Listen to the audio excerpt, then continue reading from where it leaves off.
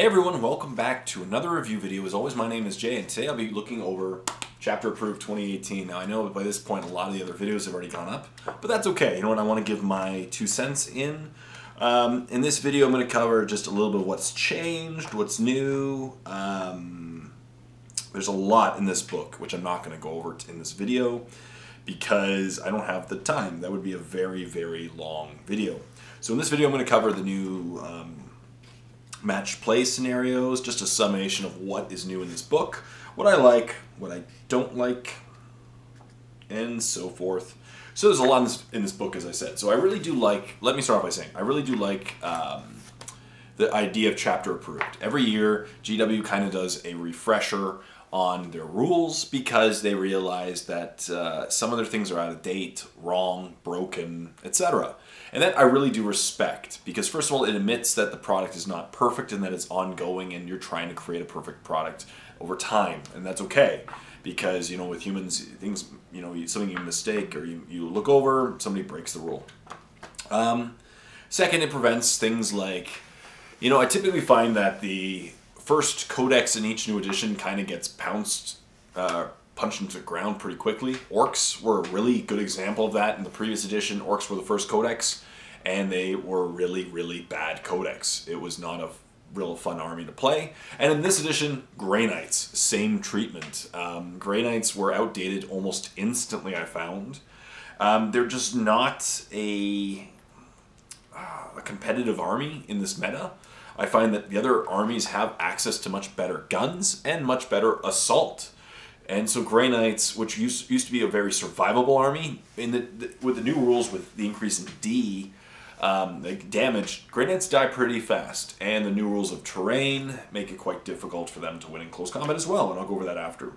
But yeah, so as I said, I'm really happy that Grey Knights got a new point change, and I'll go over that in a future video with this series, probably a second video about this chapter approved. I'll make a few videos over the near future. So in this video, as I said, I wanted to go over a summation of what is changed. First of all, slightly new tweaked rules, new scenarios for matched play and open play. I really liked that. Some more Cities of Death stuff, which was really cool. This has a beta codex for the Adeptus Sororitas, which has been seemed to be mixed, you know, very mixed results as well. The way that they changed Faith and Saint Celestine. Maybe not as crazy as she was before. And also there's 2 other new codices, there's 2 other indexes in there. One's for Renegade Knights and one's for the 8, which is a specialist Tau group. So as I said, Battleforged armies are the same, so updated point values and updated data sheets. The one thing I really did like, probably my favorite thing about this codex, except for one part I'll look over in a moment, is the updated terrain. I really like the fact that they updated some terrain, and so that it's not just, you know, if it's a ruin, it does something. If it's not a ruin, it doesn't do anything. That wasn't always the case, but it was pretty close to the case. So now there's craters, rules, barricades, galvanic servo haulers, woods, ruins, Unitorum armored containers, plasma conduits, you know, hemotrope reactors, obstacles, sector mechanicus, sector imperial sanctuary, statuary, and thermic plasma regulators. So again, a few different types of terrain. Also there's Death World forests. So some terrain types that you can actually envelop into your games, and that they would actually, it could actually add to some interesting scenarios in your game versus it was kind of like ruins or nothing. So let's go over the rules quickly for the new terrain. Sorry, not all these are new, but just for the terrain types. There's craters, of course. Infantry units that are entirely within a crater receive the cover benefit. The benefit cover, sorry. Models are slowed when charging across craters. If, when a unit charges, one or more of its models move across a crater, you must subtract 2 inches from the move distance.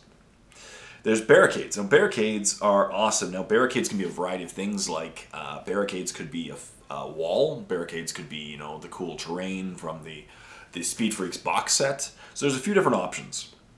When a model targets an enemy infantry unit that has all of its models within 1 inch of a barricade, the target unit receives the benefit of cover if the shooting model is closer to the barricade than it is to the target, and the target is at least partially obscured from the point of view of the shooting model. So, if model A is here, the shooting model's here, right? Terrain is in between, and they're all within an inch, they receive the benefit of cover. That's cool. So you can have them up against a fence, a wall, and it would help them, receive cover. In addition, enemy units can fight across a barricade, even though the physical distance is sometimes more than an inch. When resolving fights between units on opposite sides of a barricade, units can be chosen to fight and can make their attacks if the enemy is within 2 inches instead of normal 1 inch. Cool. Galvanic servo haulers, which are cool terrain piece.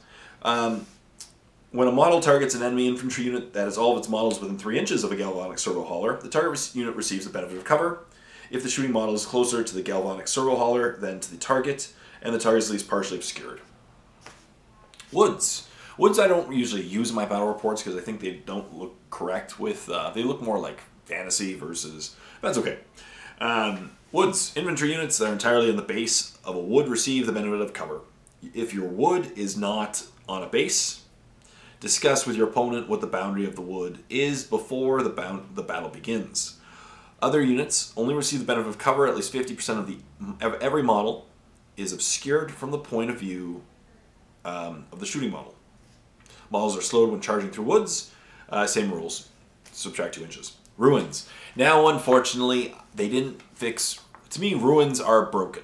I don't like the rules for ruins anymore because unless they're a beast, fly, or are infantry, or swarms, they can't go up a floor in ruins. And so essentially you have this really, I don't know, it's like I had a game the other day where the same thing happened. It was like the floor is lava situation where all your opponent has to do, or all you have to do to not get into combat is stay a floor up.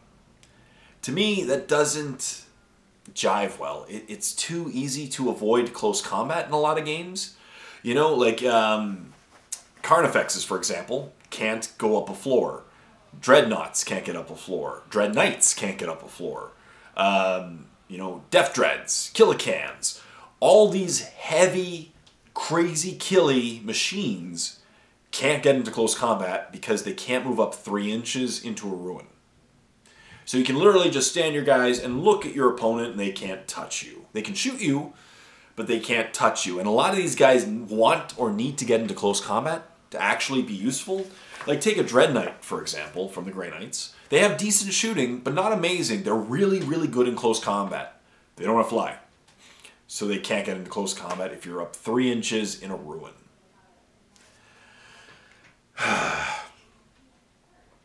To me, I was really hoping that would be fixed, but it can't be. They're not going to. Any unit can do so on the floor, ground floor, yeah. So, if you are an infantry unit and you just want to avoid being in close combat with a scary unit, hide up. And it really sucks because for a lot of, as I said, Carnifexes are built for close combat. Most Hive Tyrants will have fly. They'll mostly get wings. But a lot of units in this game who are really good in close combat then can't move up a floor. And all your dudes can just hide an inch away. That to me is not my favorite rule. That's not my favorite rule. Munitorum armored containers. Units do not receive the benefit of cover when they are on top of a Munitorum armored container. Their position is too exposed.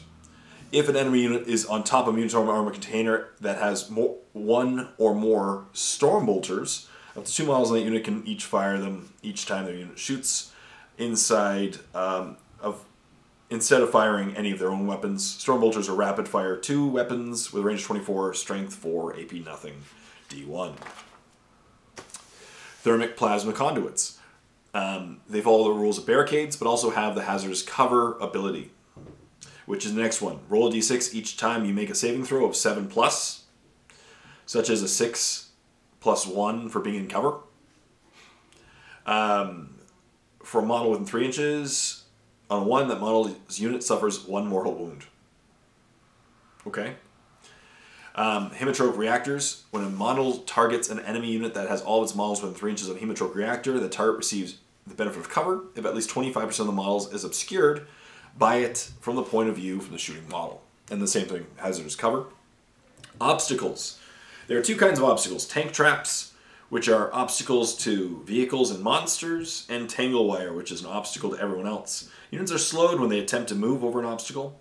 If, when a unit advances or charges, one of its models have to move over an obstacle, you must half the unit's advance or charge distance as appropriate. Titanic models are not slowed by obstacles. Sector Mechanicus. This is the stuff that was found in like the some of the box sets. They follow the rules for ruins with the following difference: unless they can fly, infantry, beasts, or swarms must scale.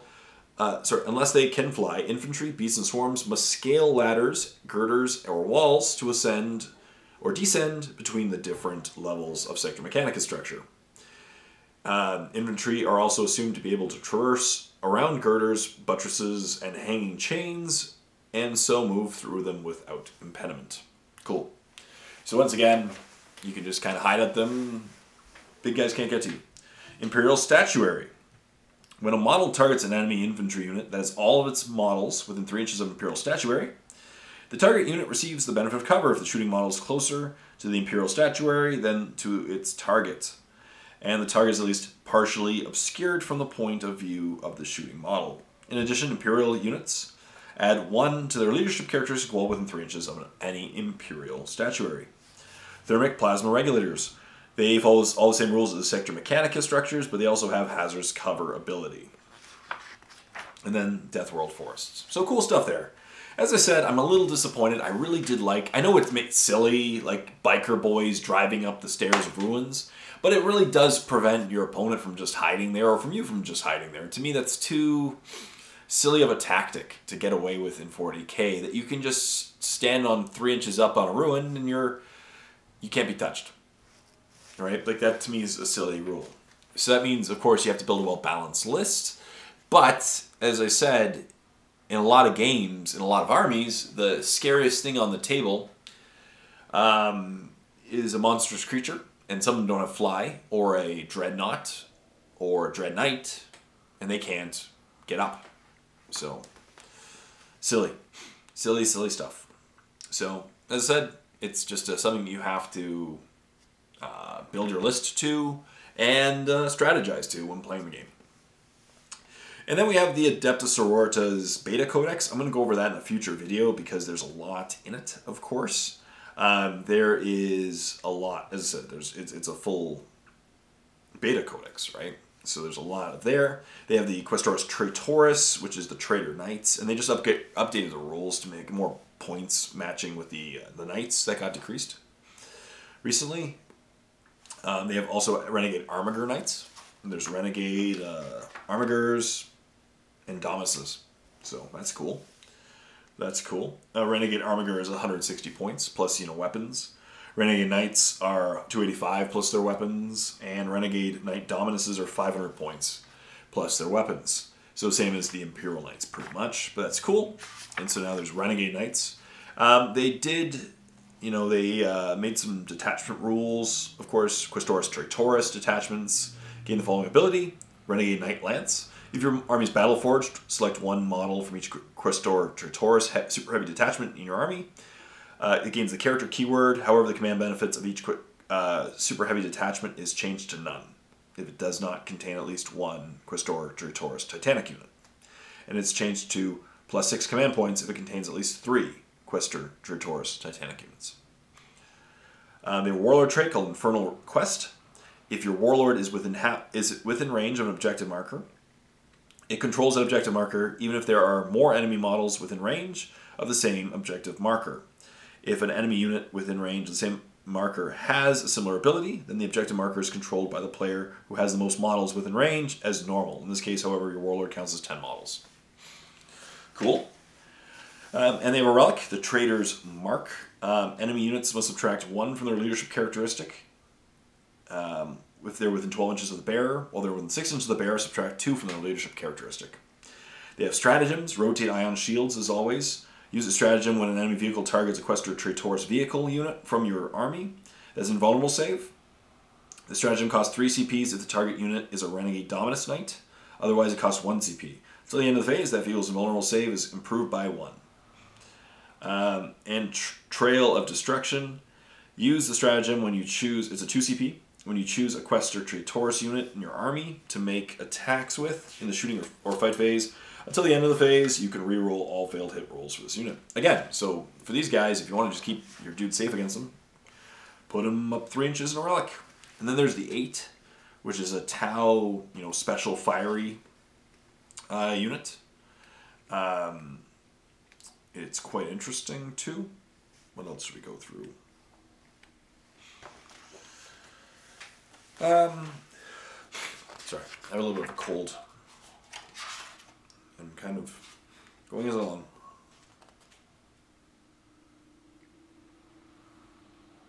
Yeah.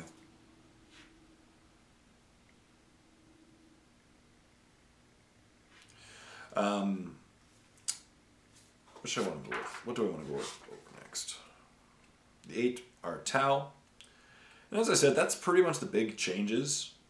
Other than the new Sisters Codex, there were a bunch of point changes, obviously. And to go over all of them would be a little insane because there's pages upon pages. But other than that, there were a couple updated data sheets. I'll go over those in this video. Intercessors. Intercessors got improved. So Intercessors are, I think GW's trying to get more Intercessors on the battlefield personally. I think other people can agree with that. Intercessors got cheaper, I believe. Let me take a look.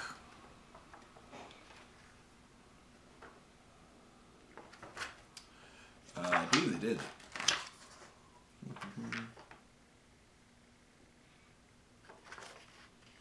I believe Intercessors got cheaper. Jump bike. Intercessor, yeah, 17 points a model. New upgrade packs have been released for Intercessors alongside Codex. They've upgraded some stuff. So they've updated the Intercessor squad.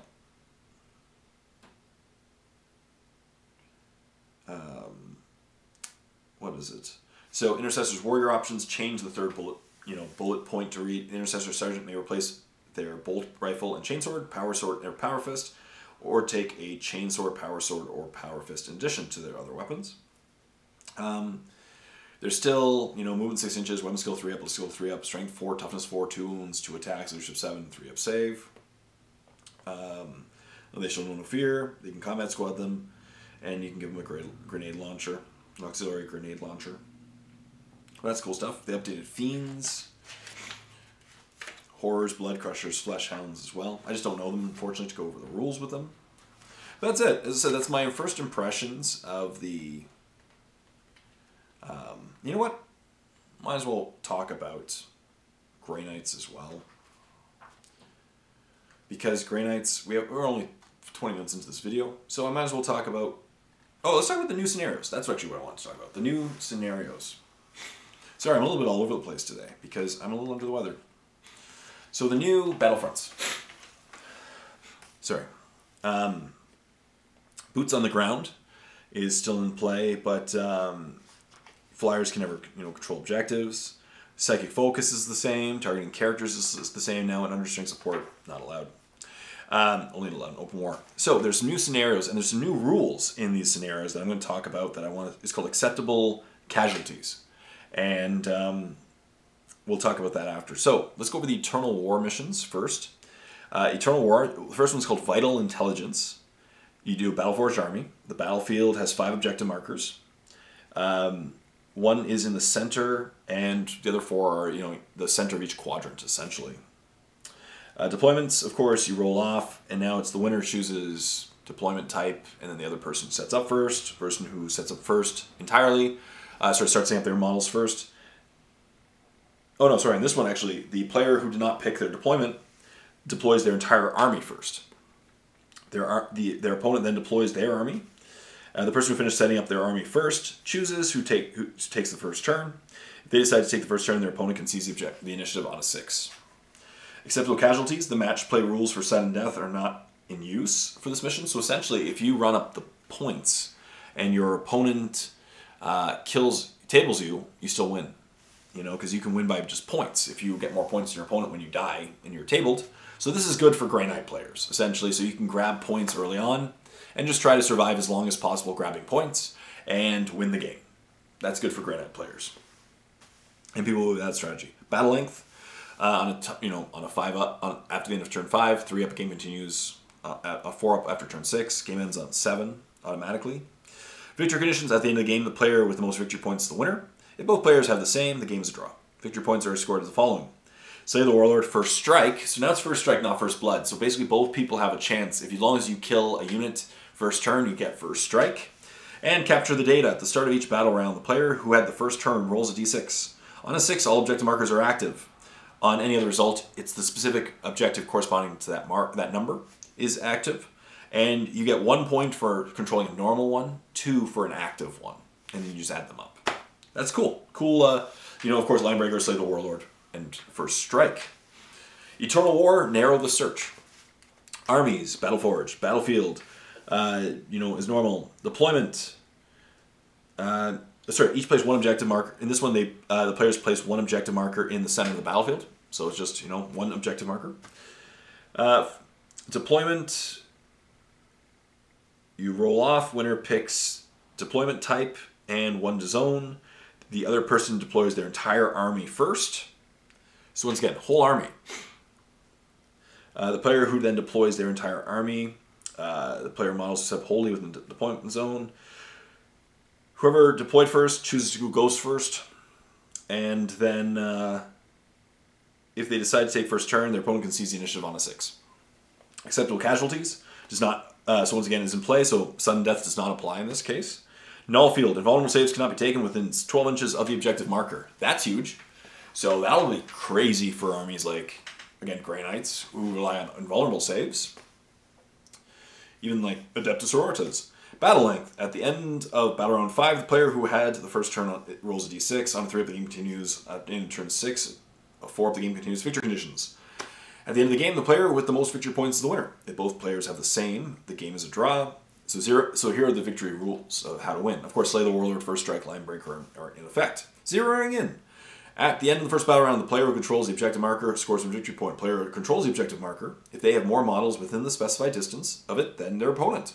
At the end of battle round 1, the distance is 18 inches. And then it shrinks by 3 inches at the end of each battle round to a minimum of 3 inches. So the player with the most models within 15 inches at the end of turn 2, 12 inches at the end of 3, and so forth controls the marker. And gets a point. So you have to rush for the center. That's a really cool mission. And as I said, even if you table your opponent, you could still lose. Eternal War number 3, cut off the head. Once again, Battleforged Army. Each player then allocates 3 intel points as evenly as possible between the characters in their army, and notes this down on their army roster. If your army has no characters, 1 intel point is instead allocated to your warlord. The battlefield. Create the battlefield. Deployment. They roll off. Winner chooses the type and the zone. The opponent uses the other zone. The person who did not pick deploys their entire army first. Their opponent then deploys their entire army. So it's kind of interesting. Now it's no longer piece for piece. It's army specific. The whole army. First turn, of course, same thing as before. Whoever deploys first gets to choose who gets to go first, and seizing. Acceptable casualties. Once again, sudden death rules are not in effect. Battle length, same thing as always. Victory conditions. At the end of the game, the player with the most points is the winner. If both players have the same, it's a tie. There's Slay the Warlord, First Strike, Linebreaker, Crucial Intel, and Transmit Intel. At the end of the 3rd battle round, and at the end of each battle round thereafter, each player adds up the number of intel points allocated to models from their army that are currently on the battlefield, or that are currently embarked within a transport that is on the battlefield. This is the number of victory points that player scores. So you got to keep your characters alive, essentially. For this particular one, at the end of turn 3, you start adding points. Transmit Intel. Starting from the 2nd battle round, a player scores 1 victory point if they control the objective marker at the start of their turn. Oh, sorry, each place 1 objective marker in each of your... there's 1 objective marker in the center of the battlefield. A player controls the objective marker if they have more characters that have intel points allocated to them within 3 inches of the objective marker than their opponent does. So now you have to have your character in the center of the battlefield controlling the objective for a cool trade-off, which is cool. Other units cannot control objective markers. Ignore them when determining who controls the objective marker in the mission. And whoever has the most points at the end of the game wins the end of the game. The next one, the 4 pillars. Sorry, I have a cold. The army is Battleforged. Battlefield is one. Sorry, there are 4 objective markers. Draw imaginary lines from the center of the battlefield towards the corners, and they're in each essentially the center of each quadrant. All of the objective markers have been placed. The players then create the rest of the battlefield. Yeah. Deployment. The players roll off. Winner determines the type. The loser places their entire army first, then determines who gets to go first. Acceptable casualties, so sudden death is not in effect. Battle length, the same as always. Victory conditions, whoever has the most points at the end of the game wins. It's the following. Slay the Warlord, first strike, Linebreaker. Siphon power. At the end of each battle round, if one player controls more objective markers than their opponents, they score 1 victory point. If they control all 4 objective markers, they score 3 victory points instead. A player controls an objective marker if they have more models with the troops battlefield rule within 3 inches of it than their opponent does. So they have to be troops. Other units cannot control objective markers. So that's huge. So you have to have a troops-based army for this particular objective game. Otherwise, you lose. Yeah, or at least you won't score any points, but no prisoners.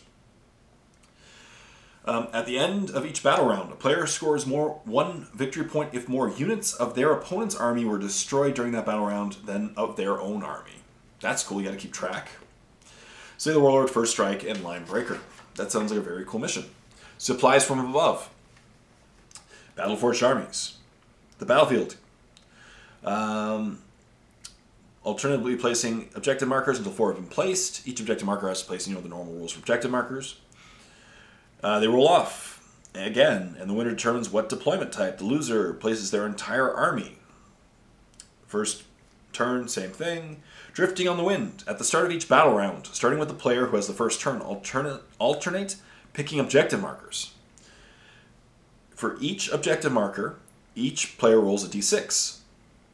The player who scores the highest can move that objective marker up to 3 inches. They can be moved over models and train, but they cannot end the move on top of models and cannot leave the battlefield. If they would, reduce the distance so that they reduce the distance as necessary. Acceptable casualties, once again. Battle length, as always. Victory conditions, whoever has the most points at the end of the game wins. Secure supplies. Starting from the second battle round, each player scores 1 victory point for each objective marker they control at the start of their turn. Interesting. Not at the end, it's at the start of their turn. A player controls an objective marker if they have more models within 3 inches. However, if one player has models that can fly, excluding those that are flyers, within 3 inches, they can control it.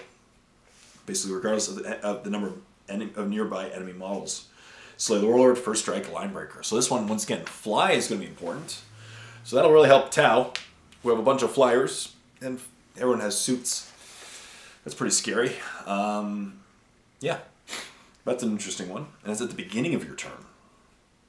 So that's kind of cool. So your opponent has a full, turn to knock you off it. Beachhead. Each player selects a Battleforged army, of course. Players place 1 objective marker in the center of the battlefield. Same as always. But in this one, after the deployment zones are picked, their opponent uses the other deployment zone and likewise sets up an additional objective marker within it. Neither of these objective markers can be set up within 8 inches of a battlefield edge or within 12 inches of any objective marker. Once again, they place whoever put their deployment zone second, gets to put down their whole army.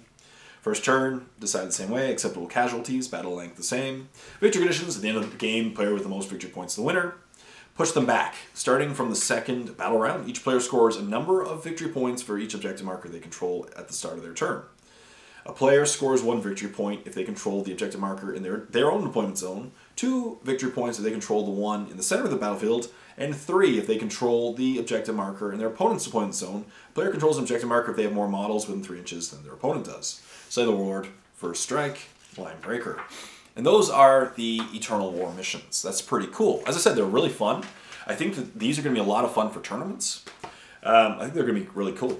And it'll also build a more balanced list since troops have to be, basically, if someone says ahead of time, this mission's going to be in effect, they better bring troops, because otherwise they're going to lose the game pretty easily. Then there's Maelstrom War missions.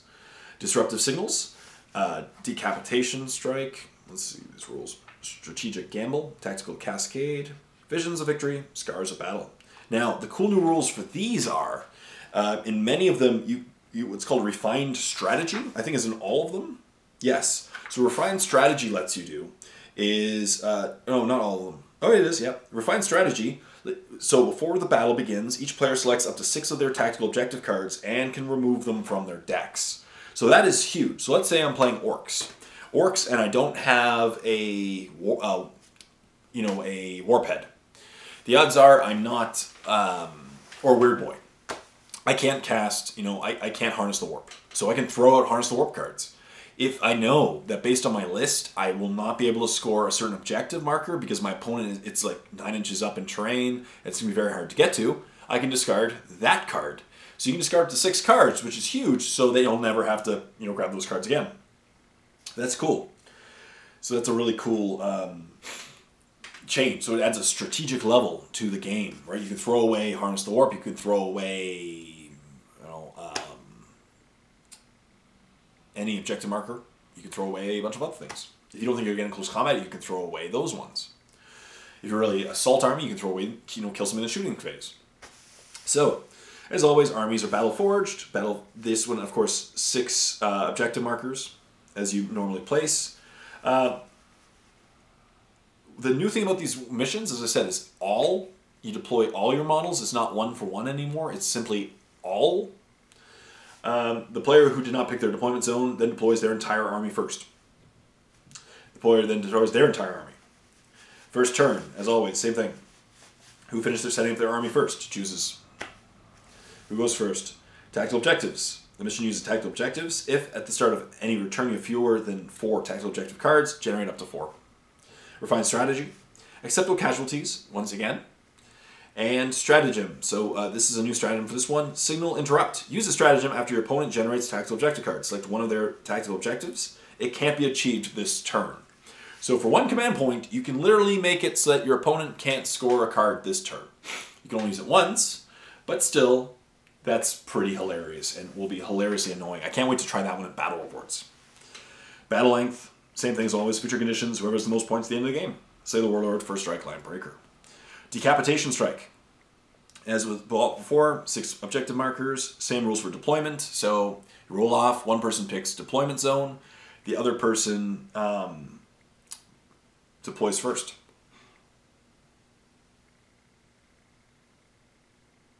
Yep. First turn, same thing, tactical objectives. This mission uses tactical objectives, of course. At the start of each player's turn, they must generate 3 tactical objective cards. A player cannot have more than 6 objective cards at any time. Stop generating after new ones if it reaches that limit. Refined strategy. High value targets. Each time a character is slain, the controlling player must randomly select one of their active tactical objectives and discard it. If a warlord is slain, the controlling player must instead randomly select D3 of their active tactical objectives and discard all of them. Acceptable casualties. Battle length. So once again, same thing as before. Victory conditions, whoever has the most points at the end of the game wins. Slay the Warlord, first blood, line breaker. Or sorry, slay the Warlord, first strike, line breaker. Which, as I said, the difference between first blood and first strike is you just have to kill something the first turn regardless of who went first to get first strike. Strategic Gamble. As always, Battle Forge, 6 objective markers. Deployment, same thing as rule. First turn, same thing as before. Tactical objectives, you generate, if you have fewer than 3, generate up to 3. Refined strategy, take a chance. At the start of each player's turn, after they have generated a new tactical objective, if any, that player can choose to discard 2 of their tactical objectives to generate a new one. That's kind of cool. If you know you can't score 2, discard them, generate a new one. If that player is able to achieve the newly generated one by the end of this turn, double the number of victory points for that tactical objective. Acceptable casualties, same thing battle length, whoever has the most points of the game wins, with Slay the Warlord, first strike, line breaker. And Maelstrom of War, tactical cascade. So once again, battle forged army, 6 objective markers, same rules for deployment. First turn, refined strategy, tactical objectives. This mission uses tactical objectives. At the start of a player's first turn, they must choose 2 tactical objectives. Choose them. They automatically generate these 2 tactical objectives. So if I'm on objectives 1 and 2, I can get objectives 1 and 2, for example. At the start of each of their players of their turns after the first, they must generate 2 tactical objectives for each tactical objective they achieved in the previous battle round. A player cannot generate more than 6 a turn. Acceptable casualties, battle length, victory conditions. At the end of the game, whoever has the most points wins. Burden of command, though. Each player loses 1 victory point for every 3 tactical objectives they still have, rounding down at the end of the battle, which isn't that huge. But you can't generate more than 6, but you can still have more than 6. So you can have a giant pile of tactical objective cards. This is actually going to be a really fun one to try. I think so. Has acceptable casualties. Yeah. Of course, was Slay the Warlord, First Strike, Line Breaker, Burden of Command. Visions of Victory is a Maelstrom War mission. Same thing as always, Battle Forged, 6 objective markers. Same rules for deployment, first turn tactical objectives. This mission uses tactical objectives. If, at the start of any player's turn they have fewer than 4, generate up to 4, until they have 4. Refined strategy. Unreliable advice. When a player is required to generate a tactical objective, they must instead generate 2 tactical objectives, and their opponent selects which one they may keep. Once again, this is hilarious. These are going to be so much fun for battle reports. I love it. The other one is discarded, but can potentially be generated again later in the battle. Acceptable casualties. The match, of course, plays for, rules for sudden death do not apply. Battle length, same thing. Victory conditions, as always, whoever has the most points in the game wins. Slay the Warlord, First Strike, Line Breaker. Finally, Scars of Battle. Same rules, Battle Forged, 6 objective markers. The players roll off, and the winner determines which of the standard deployment zones, of course. The loser deploys their army, chooses first turn. This uses tactical objectives. If, at the start of any player's turn, they have fewer than 3 tactical objectives, generate up to 3, until they have 3. Lost communications. At the start of the first battle round, but before the first turn begins, each player rolls a dice. On a 1, that player cannot generate tactical objectives 1-1 through 1-6 in their mission. On a 2, they cannot do 2-1 to 2-6. On a 3, they cannot do 3-1 to 3-6, and so forth. If you generate that card, you just discard it in that one.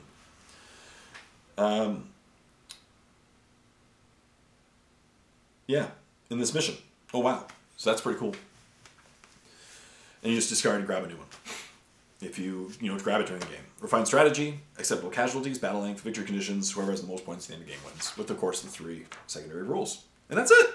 So I'm going to stop there. I'm going to do more videos in the near future about the Grey Knights Codex, the Adeptus Sororitas Codex, and a couple of the other things that really grab my mind. What do I think about this overall? I like it. A lot of points changes. Grey Knights got cheaper, and I'm going to go over that in a future video. Terrain. There's more terrain pieces now than ever. Adding some new rules, adding some more fun. They didn't fix ruins, which is kind of annoying to me, but I understand. Yeah. What else? I love the new missions, Eternal War and Maelstrom War.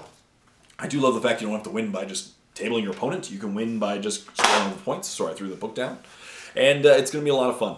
Actually, I just grab the book again. But I think they're going to be a lot of fun to film. And I really do like this idea that GW does a yearly thing to update the rules. So what do you think? Most importantly, what do you think about everything I went over today in this video? What do you think about the new chapter approved? Obviously, at this point, you should have seen a lot of information. What are your thoughts? Let's create a discussion in the comment section down below. What do you think about this new book? Stay tuned for more reviews, and as always, this video is brought to you by my Patreon subscribers. Link in the description below if you want to help support my videos. It's because of them that I can keep doing these reviews, so definitely expect more videos from them. And thank you as always for watching. Please like my videos, comment in the comment section down below, and subscribe to my channel if you already haven't done so. Stay tuned for more reviews. It's like Jay saying, happy painting.